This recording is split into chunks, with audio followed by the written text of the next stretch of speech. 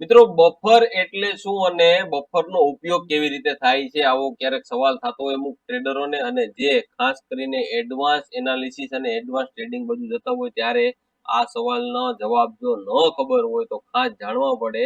પહેલા તો તમને કહી દઉં કે માર્કેટમાં જે કેન્ડલ બને છે એ કેન્ડલ બન્યા પછી જ બફરનો ઉપયોગ થતો હોય છે. તમારી પાસે જે તે કેન્ડલ કે પેટર્ન કે વોટ એવર તમે જે ડિઝાઇન બનાવેલી છે એના ઉપર અમુક જગ્યા રાખવામાં આવે છે. દાખલા તરીકે આ કેન્ડલનો જે હાઈ છે, દાખલા તરીકે આ કેન્ડલ ક્લોઝ થઈ છે અહીંયા ગ્રીન કલરની કેન્ડલ છે, ક્લોઝ થઈ છે અહીંયા 50 રૂપિયાએ અને આ હાઈ છે એ 51 નો છે.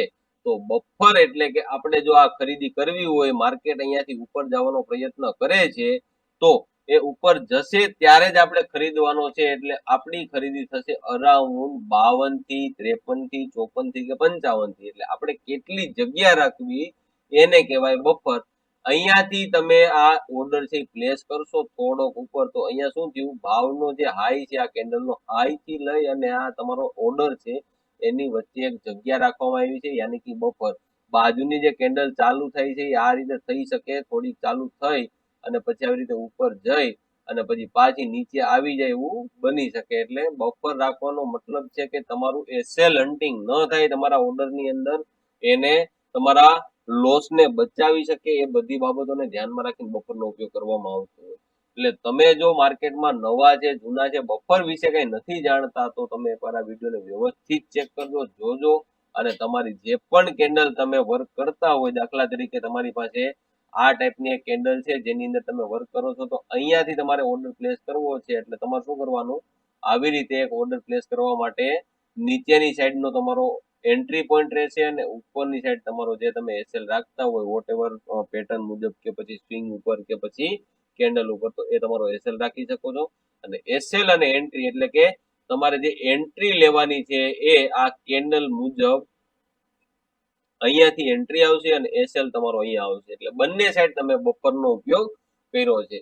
તો કેન્ડલ કોઈ પણ હોય, તમારી એન્ટ્રી જ્યાં થાય છે એ વીકના હાઈ ઉપરથી કે વીકના લો નીચેથી તમારી એન્ટ્રીનો પોઈન્ટ અને એસએલ નો પોઈન્ટ આવતો હોય.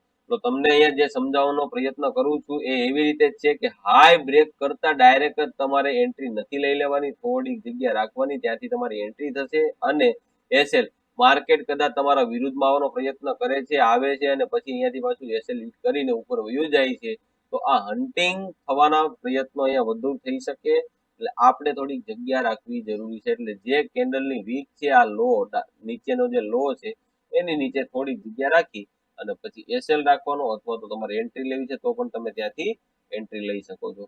તો કોઈ પણ સાઈડ તમે જે પણ વસ્તુ ડિસાઈડ કરો છો એમાં એન્ટ્રી અને એસએલ ની અંદર ફરજિયાત એટલે ફરજિયાત તમારે શું કરવાનું છે કે ભાઈ જગ્યા રાખવી જરૂરી છે. તો જગ્યા કેવી રીતે રાખશો એના માટે તમને સમજાવવાનો પ્રયત્ન કરું છું.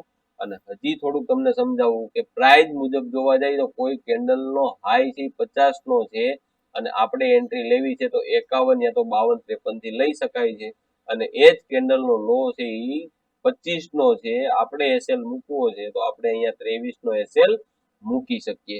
એટલે આ છે કેન્ડલ અને આપણા એન્ટ્રી અને એસએલ ના પોઈન્ટ આપણે મૂકી દીધા, જેને બફર રાખ્યો છે એટલે કે જગ્યા રાખી છે. પ્રાઇસ નો લો છે એ જ આપણી પ્રાઇસ નથી, આપણે શું કર્યું અહીંયા 2 પોઈન્ટ વધુ આપ્યા છે, અહીંયા પણ 1-2 પોઈન્ટ વધુ આપી દેવાના.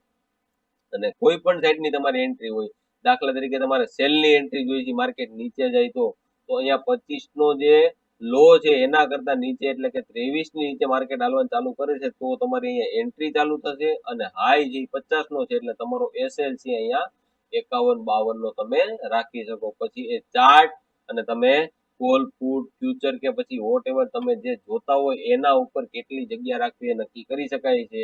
આપણે જે પણ પ્રાઇસ ચાલતી હોય એના આધારે નોર્મલ બફર 5 પૈસાનો પણ રાખી શકીએ, 10 પૈસાનો પણ રાખી શકીએ અને 2-5 રૂપિયાનો પણ રાખી શકીએ, 10 રૂપિયાનો પણ રાખી શકીએ. એટલે ભાવ વેલ્યુએશન જે રીતે ચાલતી હોય એ રીતે તમારે બફરનો ઉપયોગ કરવાનો છે. અને આવી જ બધી માહિતી જો તમે નથી જાણતા તો તમે કોમેન્ટમાં લખી શકો છો કે ભાઈ આના વિશે તમે એક વિડીયો બનાવો, આપણે પ્રયત્ન કરશું અને તમે એને સરળતાથી સમજી શકો. અને આ ચેનલ તમને શીખવામાં ઘણી બધી મદદરૂપ થઈ શકે એના માટે તમારા મિત્રો સુધી પહોંચાડો, એ લોકો પણ શીખશે, એ પણ આગળ વધશે અને અમે બેસ્ટ વિડીયો બનાવીને તમારા સુધી પહોંચાડી શકીએ એવા પ્રયત્નો કરતા રહેશું. થેન્ક યુ, ધન્યવાદ.